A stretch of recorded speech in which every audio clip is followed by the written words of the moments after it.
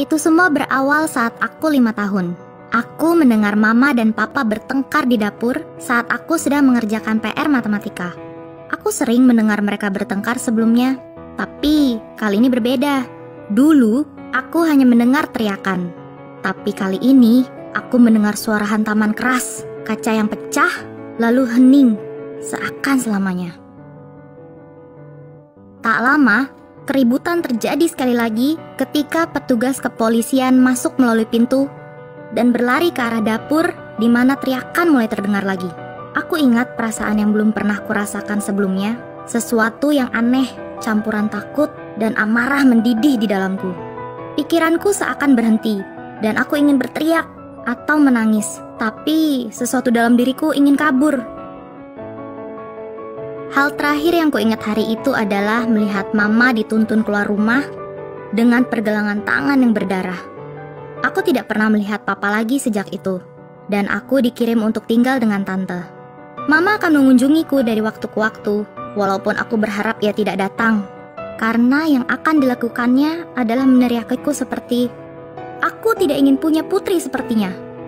Mama memberitahuku, andai aku tidak lahir, hidupnya akan lebih mudah, dan aku adalah kesalahan yang harusnya diaborsi sejak dulu.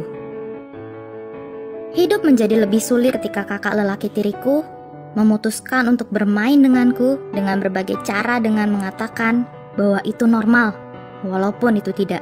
Aku berumur 9 tahun saat itu, dan ini menjadi rahasia kecil kami selama 2 tahun ke depan. "Naik sini untuk main, permainan rahasia kita," katanya. "Jangan bilang siapa-siapa ya, kalau tidak nanti kamu kena masalah," katanya lagi. Aku mulai menjadi sosok yang pendiam, menyembunyikan semuanya sendirian tanpa ada orang untuk diajak bicara. Tidak punya mama, papaku entah di mana, dan kakak tiri yang selalu menyentuhku sampai aku berumur 11 tahun, membuatku memiliki emosi yang tak stabil sampai akhirnya aku menyakiti diriku sendiri.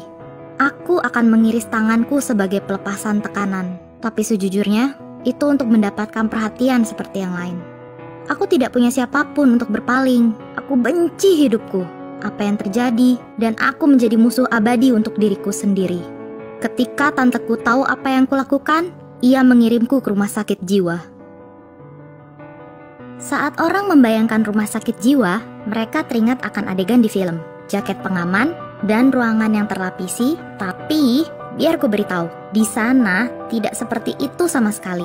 Mereka tidak memiliki ruang berlapis, tapi ruang pengasingan yang berupa ruang kosong biasa digunakan untuk menenangkan diri. Pasien di sana tidak semuanya diikat di ranjang mereka, tidak sampai jika mereka membutuhkannya. Dan mereka semua bukan orang gila berkepala botak yang sering mendengar suara-suara aneh. Justru, tempat itu dipenuhi dengan orang-orang pendiam yang dikirim ke sana karena pernah mencoba bunuh diri. Jujur, mungkin kalian hanya akan menemukan satu orang yang benar-benar memiliki gangguan jiwa berat di sana. Aku ditempatkan di bangsal anak-anak berukuran kecil. Ada beberapa sofa untuk duduk, tidak ada banyak barang tapi nyaman. Sebuah meja dan sebuah TV kecil untuk menonton bersama. Dan yang kami lakukan hanyalah menonton TV lagi dan lagi. Jika tidak sedang menonton, kami biasa bicara dengan psikologis yang akan menanyakan beberapa pertanyaan ini dan itu, kemudian meninggalkan kami untuk menonton film lagi. Aku di sana selama 3 hari, dan walaupun hanya sebentar, itu adalah yang pertama dari banyak kunjungan yang akan kulakukan. Saat aku 12 tahun, masa laluku mulai terngiang, dan aku mulai merasakan amarah. Aku mulai membenci segala sesuatu yang terjadi padaku, dan kembali melakukan kebiasaan lamaku. Tapi kali ini bertambah parah. Aku menggores seluruh tanganku dengan marah dan frustrasi. Kadang cukup dalam, sampai aku berada di posisi ingin membunuh. Percaya bahwa siapapun yang melewatku pantas mati oleh tanganku. Bahkan tatapan mata yang salah membuatku sangat marah. Akhirnya, sekolah mengetahui kebiasaanku menyakiti diri sendiri, agresif, dan memiliki keinginan membunuh. Dan aku diskors dan dikirim ke rumah sakit jiwa kedua kali. Karena umurku bertambah, aku ditempatkan di bagian yang berbeda di rumah sakit dan lebih besar, jauh lebih besar. Aku cemas, panik akan apa yang akan terjadi. Kunjungan pertamaku saat aku masih sangat kecil dan aku tidak begitu mengerti apa yang terjadi. Tapi kali ini aku cukup sadar. Tanganku gemetar dan suaraku gagap saat bicara. Aku menghabiskan hari-hari pertamaku sendiri. Sangat marah karena aku kembali ke sana sehingga aku menutup diriku, tidak berinteraksi dengan apapun yang ditawarkan kepadaku. Kemudian, suatu hari perawat masuk ke kamarku dan bilang, "Demi, ayo ikut aku, kita akan berkeliling." Untuk beberapa alasan, suaranya menenangkanku, memberiku perasaan hangat. Jadi aku berdiri dan mengikutinya keluar kamar, juga meninggalkan perasaan marahku di belakang. Kami berjalan menyusuri koridor, berhenti di beberapa ruangan untuk melihat dalamnya. Ruangan-ruangan itu tidak dipenuhi orang-orang yang berteriak atau bicara ke dinding seperti yang orang lain pikirkan. Tapi justru orang-orang duduk diam melakukan kegiatan masing-masing. Semakin kami berjalan, semakin pertahananku menurun dan aku mendapati diriku terhanyut dalam warna-warni, bentuk, dan suara. Aku bisa melihat biru, merah, dan hijau, mendengar manik-manik bersuara saat jatuh ke meja. Indraku seperti terstimulasi dengan cara yang tidak seperti sebelumnya. Sebelum ku tahu, aku sudah duduk di meja dan untuk pertama kalinya, aku ingat aku merasa santai, kecemasanku hilang, dan aku menemukan kelegaan. Kelegaan itu ku dapat melalui rekreasi dan terapi seni dan diberikan kesempatan untuk menciptakan sesuatu. Kami bisa menciptakan bentuk-bentuk dari manik-manik dengan ukuran yang berbeda, membuat gelang, atau melukis gambar.